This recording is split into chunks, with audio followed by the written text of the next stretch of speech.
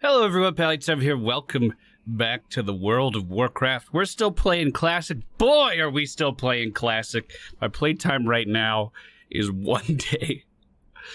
2 hours, 19 minutes, and 36 seconds. Now, you might think I'm kind of far along with that amount of time played, and you'd be wrong. I'm only level 11.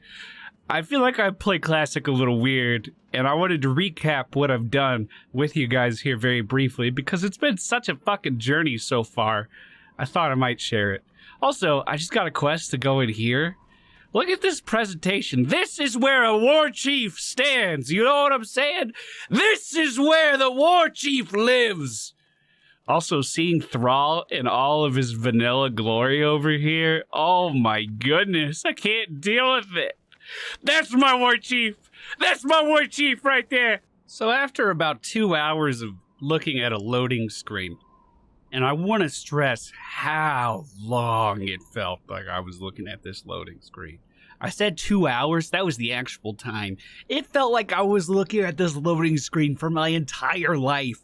The 30 years I've been on this fucking earth, it felt like that long. I was looking at this loading screen, waiting for the world to work, because I was having errors loading in because the world server was down. The Blizzard developers are doing layering this time around to help more and more people log onto the servers. And there's more people allowed on Classic servers now than there ever were back in the day because of this. And I think it's going to be removed later on. But it wasn't without its problems. And I want to stress just how long I was looking at this screen. It was terrible. It was terrible. Holly actually logged in right away, and she was playing, and I was watching her stream because I was making dinner when the servers went live. And I was like, yeah, I'll be up in a minute. It won't be a big deal. It was a big deal. It was, such a big deal. But we loaded in, and that's when I saw Durotar in all of its glory. And I wasn't recording then, but just imagine this entire screen filled with blue nameplates. Dude, they were everywhere. It was so cool. We went around gathering cactuses for that quest. We went around killing boars for that quest. Scorpions could not stop the wrath of myself and Holly either. Wow, look at that little guy's mouth. It's just moving. I don't like that. No, you stop. Of course, Sarkoth is the first named enemy you have to go against, and I'm not going to pull him just out of respect for everyone else here. But my method for killing him was there was a huge pack of players here, and I just walked in, and I was spamming tab and one. Gotta pull him. And we were right over his spawn area, and wow, my hands went numb, dude. I was spamming it so much trying to get the claim. We actually got it really, really early on, and that felt really good. A bunch of people were inviting others to their party to help get that. It was so dope, dude. It was so cool. And this is where Classic WoW really starts to differentiate itself from the retail servers. Because, of course, things have been eased up a little bit. Let's put it that way. These enemies here, these little familiars, you have to go into this cave to kill them. You actually have to go into this cave for a few different things. There's like a pickaxe in here, and there's a medallion you have to loot off of a quest name spawn. And again, it came down to the same thing where we were just spamming tab and one, trying to claim it for our group so we could get it. But all of these guys are hostile. These are red enemies. This is when the game first teaches you that you are not safe in the world, and it teaches that to you very early on. I'm gonna help this guy. Make sure he's okay. He already claimed those, so I didn't steal him. But this is when the game teaches you that the world isn't safe. It does this at level 3, level 4. People in here could die so easily, and we saw people die in here so easily. That's why I don't feel bad about helping these guys at all. This guy's running away. Let's help him. But it was cool. This is also where I found out that stealth is not what I thought it was going to be. Look how slow we move. I was trying to sneak by things. This is 50% movement speed here that we have on our rogue. I was trying to sneak by things, and they would just detect me in stealth and run up to me and kill me anyway, or attack me anyway. It was, it's weird. It's pretty weird. Oh, and don't forget, You also have to bludgeon some lazy peons that go to sleep. Work, work. I think I was around level 5 when we finished off this starting area, and then you get a quest to venture to Sinjin Village. There's also a quest on the road to go to the same spot. But leaving this wall for the first time felt like an accomplishment. I felt like I achieved something, and that sounds so stupid, because we were level 5, we haven't even been playing that long, but it felt good to leave the safety of the starting zone, the safety of the starting area, rather. Leave these walls and venture out into the greater world unknown. This is when things started to get a little bit more scary. You have red mobs that aggro you. They still aggro me, and I'm fucking 6 levels higher than them. These guys were roaming around, and of course my DPS wasn't as good back then. If we pulled 2 of these guys, I had a high chance of dying if Holly wasn't nearby to heal me. She's playing a shaman, by the way. She's going down the resto tree, and I'm gonna be a combat rogue. Oh, it was so hard not to cough during that. Oh, I did good, though. Eventually, we got a quest to collect the mucus and eyeballs from the crabs here in Sinjin Village. And it was the worst, dude. It was so bad. Well, these guys weren't that bad, because these guys are pretty abundant. These little surf crawlers, the yellow ones, they were kind of around everywhere, and they weren't that hard to loot. The real struggle was you had to get 4 eyeballs off of these Makura shell-hide dudes. They're red enemies down in the water, and they are not abundant at all. They're also higher level than everything else in the area, so I was level 5 trying to kill this level 7, and that wasn't going too well for me. I actually needed help on these guys. But their drop rate's terrible, their respawn is terrible, and once again, imagine this entire beach just filled with players. Oh my goodness. I think it took us an hour and a half to do this one quest. I would highly recommend skipping it if you come in and this place is contested. It's not worth it. It's not worth your time. There's a cool encampment over here as well with centaurs in it. And oh my god, I have some disturbing stuff to show. I guess it's over in Thunderbluff. I'm not going to go over there. But there's centaur rugs just all over the place. People just kill these dudes and then skin them. They keep their heads on and they use them as fucking rugs in their tents. It's weird, dude. It's weird. They're humanoids. They're not even beasts. That's a humanoid. Anyway, this place was pretty cool because this is the first time I actually used stealth a little bit to get around. You had to come in here and find these battle plans. And that's what I remembered. Like, I completely forgot. Whoa, that was a fast spawn. I completely forgot about this. I don't have the quest right now, but this was a quest item, and it didn't glow. It was just on the ground like it is right now. The quest told me to go into this area to find these battle plans and burn them. And if you didn't look on the ground for the battle plan, you wouldn't have seen it. You would have walked right by it. I forgot about that, and I really like it. It makes you look around the world. It makes you explore a little bit more. We had to be really careful with our pools in here, too, because we were still only level 5, level 6 coming in here, and there's even level 8s inside. So Holly and I working together to beat these guys up felt necessary. It felt like it was very needed. And I saw a ton of people grouping up to help beat these guys down, too. A lot of them have bows, and they can attack you from a distance as well, so you have to kite in line of sight. It's a dangerous place. So far, I'm sure you could tell we've been playing the game like everyone else. Everyone started out at level 1 and started questing and started leveling up, and we were no different. Later that night, we walked north on this road towards Razor Hill, and we logged out in the inn there, and that's where we set our hearthstone so we could teleport back to it easily while we were questing. And that's where we ended the first day of WoW Classic, and it was really nice. But this is where I think I started to play Classic pretty differently from most other people. A lot of players have the mentality of they want to get to the level cap as fast as possible. And especially in the retail servers in BFA, I mean, honestly, in every expansion, aside from maybe BC, getting to the level cap was everyone's goal. You get to the level cap because that's where the game starts, and that's always been the case. But Holly still has a day job. She still has to wake up in the morning, put her hours in, and then come home in the afternoon or at 6 p.m. And I'm sure you guys know my day job's at home. I stream, I make videos, and I wanted to play more WoW. I can't believe I left some copper in that vein. So I had to find a way to play without leaving her behind. And honestly, it's been one of the most fulfilling parts of my character so far.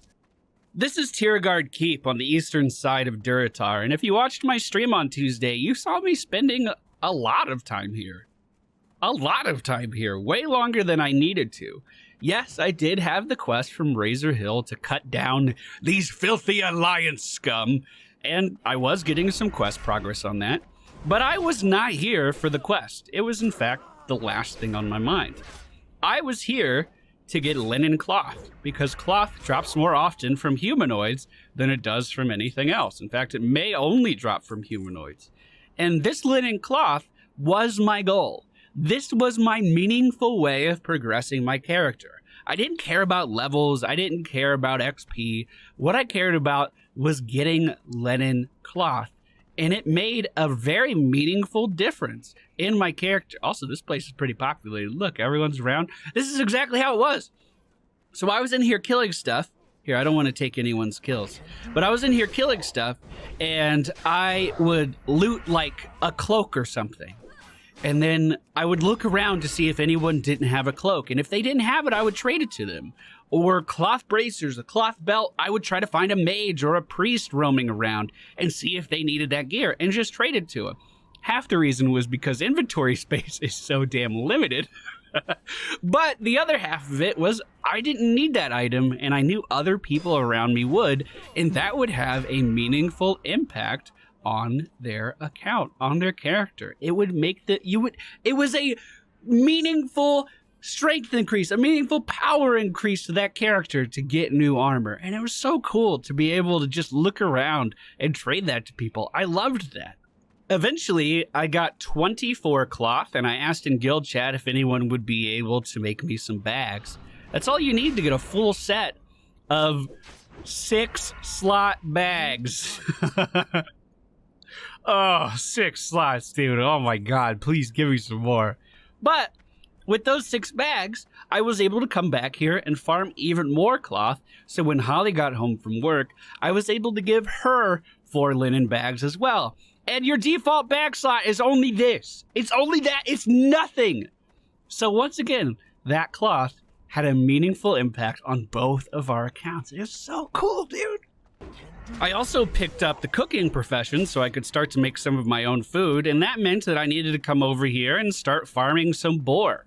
There's easier boar down south. Oh, I think I'm going to level. There's easier boars down to the south here by Razor Hill, but also up by Orgrimmar, there's like level 10 boars. So I was kind of getting decent XP, and at the same time, I was getting meat that I needed for my cooking profession, and I still can kind of use it. Oh, they don't give XP anymore. Oh.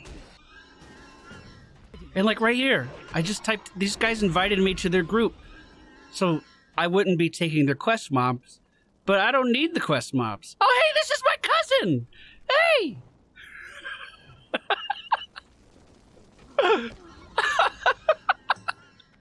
What are the odds of that? I was just here to get some fucking ore, dude. I guess that leads into the next part of my story. Obviously, I picked up mining, and then as I was farming that cloth, I was keeping an eye out for ore veins nearby. And as I was farming those boars, I was keeping an eye out for ore veins nearby. So my time spent in the world was helping me progress in several different verticals. I was getting XP, I was getting ore, I was getting materials for bandages. Like linen cloth for bandages is so fucking valuable for a rogue because I don't have any other way of healing myself as well. Like everything I was doing was helping my character progress in strength that wasn't represented by my XP bar in almost any way. Also, I got to spend my talent point. Improved gorge, fuck yeah, dude. Hello, this is PallyTime from the future. While I was editing this video, I thought I should also chime in here and just say, like, I've been trying to make money in the game, because that's usually what I do. Like on BFA, I have like 6 million gold in my account or something. And I enjoy that. I enjoy the process of making money and controlling the auction house and stuff. It's really, really fun. But one of the weird dynamics is because the game is brand new basically at this point and the economy isn't established. So you can go to the auction house to sell stuff. Like my original plan was, oh, I'm just going to sell that copper and, you know, it'll be whatever. But copper bars sell for 20 copper each. So you're not really going to be making bank doing that. And this is actually way up from yesterday. I think it was 13 copper. So things going up in the right direction. But it's not like I can go out and buy materials that I need. It's not like I had the funds to go out and buy that linen. So it was good. You know, it was good to just go out into the world and gather that stuff on my own. Okay, back to the video. There's a great add-on, by the way, for anyone that's having troubles with questing called Questee. And it allows you to see where the available quests are on the map. And then once you pick up those quests, you can also see where the objective for those quests are. Now, I actually configured mine a little bit to remove the objective icons. I want to see where the quests are so I can go pick them up and experience that content. But I don't want the map to tell me exactly where to go. I like to read the text quest and figure that out on my own. I think it's really cool, though, that option is even there because it certainly wasn't there back in the day. So, at level 12 now, I started the video at level 11. My mining is at level 84. So I've not only learned how to mine, but skilled up my mining to the next tier. My blacksmithing is at 81, and I've been using blacksmithing to make gear not only for myself, but also gear for people in the guild as well, because it's actually better than a lot of the questing items this early on. And I don't remember the last time in WoW that I crafted gear for myself other than like the engineering helmet or rings from jewel crafting or something. And that's just a one and done. I never thought about it again. I only needed one specific item, you know what I mean? But I think if I buy this weak flux here, I should be able to build a sword. I should be able to build a sword for myself that not only is going to give me a blacksmithing skill up, hopefully, 82, there it is, but it's also going to be just a flat DPS upgrade for my character. By going out and making this video, we made my character better. Oh fuck, it's a main hand weapon. Okay, we didn't make my character better at all. Damn it! My cooking's at level 71. My plan today is just to go out and try to figure out where coyotes are. And I'm gonna kill those coyotes until I have enough meat to level up my cooking some more. My first aid's at level 70. I still need some more linen. I know a good spot to get that. I might head back down there to that keep with all the humans later. My blacksmithing is skilled up. My mining is skilled up quite well. The only thing I haven't done is fishing, believe it or not, which is like my favorite profession. But I'm saving that for the Barrens when I start to quest over there. I've been having an absolute blast, dude. Oh, I got a rogue quest. Oh, let me show you. So this guy over here, Thurzok, he had a quest for me because I'm a rogue. And gives you a pretty good dagger, by the way. Would recommend. 2 agility is pretty huge this early in the game. But he gave me a quest to go out to the Barrens, south of Ratchet, and assassinate a pirate. Now, everything in that area was like level 13 up to level 15, and I was level 11. So I went out with Holly, and we were having a hard time, and she was streaming last night. I wasn't streaming.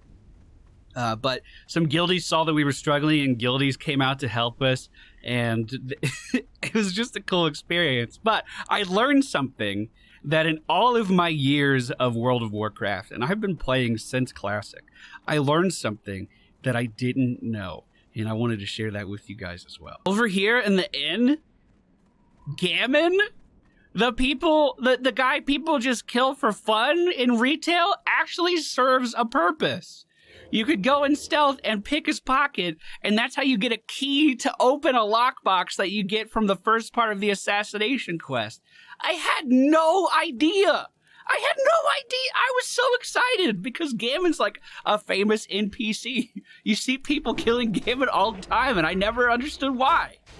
That being said, because I just picked his pockets. I'm going to kill him because when I came over here for this quest, I got the error that someone had already picked his pockets. And I was basically shit out of luck. So I'll just go ahead and reset his spawn. Hey, we got some linen, so that was worth our time. Dude, that blew my mind, though. On a little more of a somber note here, when Vanilla came out, I was very sick. That was when my sinus troubles were really starting to ramp up. I don't think I had had any surgeries at that point. Of course, now, a lot of you know, I've had 5 or 6 sinus surgeries. I don't remember, and a brain surgery, and it's been a long road, but I remember dedicating so much time to this game just because I didn't feel good enough to get out of bed. Just because this is what I could do. And it feels so weird to, like, relive this. We've talked about this before as well, but, like, if I wanted to go back and play Majora's Mask, which is one of my favorite games ever, I could go back and play that, and it would be exactly like it was before. But this is our first chance to go back and legitimately see Azeroth as it was in the beginning. And that's such a cool feeling. And I've enjoyed my time so much. And I know this video was weird because I didn't really show much, but I just wanted to get this out because it's honestly something special. It really is. If you want to come play with us, we're on the Pagel server. You could join the Viewer Guild. It's been a good time so far. Take care, everybody. I appreciate you, and hopefully I see you in Azeroth again soon.